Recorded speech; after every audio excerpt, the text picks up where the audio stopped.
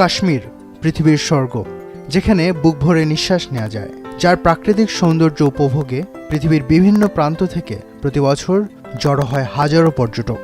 সেই অপার সৌন্দর্যের কাশ্মীর এখন বায়ু দূষণের কবলে। বিশেষ করে ডিসেম্বর মাসে কাশ্মীরের বাতাস ভারী হয়ে ওঠে, চোখ জ্বালা, ত্বকে চুলকানি সহ শ্বাসকষ্ট হয় অনেকের। যেখানে পাখির কলতানে ঘুম ভাঙত, সেই উপত্যকায় এখন কাশির শব্দ, ধুলো আর ধোঁয়া।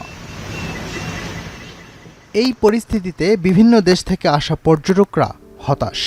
সৌন্দর্যের খোঁজে এসে দেখছেন ধোঁয়া আর দূষণের মিশেল। শীত এলেই কাশ্মীরে এমন আবহাওয়া পরিবর্তন। ঠান্ডা বাতাস নিচে আটকে চাদরের মতো করে ঢেকে দেয় গরম বাতাস। 2016 में आई थी, यहाँ पे बहुत सुंदर था, इतना पॉल्यूशन भी नहीं था। तो अभी ऐसा लग रहा है कि बहुत ज़्यादा पॉल्यूशन है और ऊपर से मतलब ऐसे स्मोगी है। ऐसा लग रहा है कि कश्मीर का सुंदर दिख ही नहीं रहा है। এছাড়া কাশ্মীরের প্রাকৃতিক ভূগঠনেও আছে বড় ভূমিকা।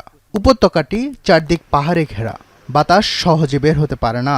সব মিলিয়ে ধুলো, ধোঁয়া আর কুয়াশায় সৃষ্ট হয় এক ধোঁয়াশা, যা স্মগ নামেও পরিচিত।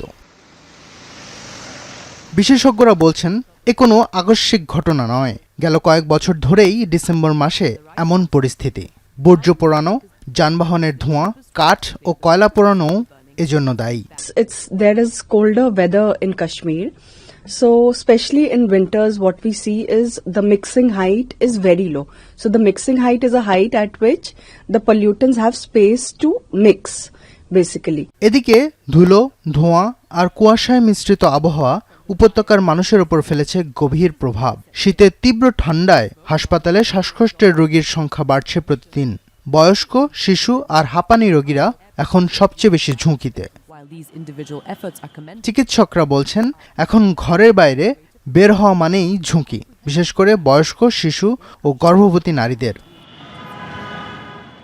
চিকিৎসক, পরিবেশবিদ সহ স্থানীয় বাসিন্দা সবাই এখন চাইছে সচেতনতা, কঠোর নীতি আর দ্রুত পদক্ষেপ।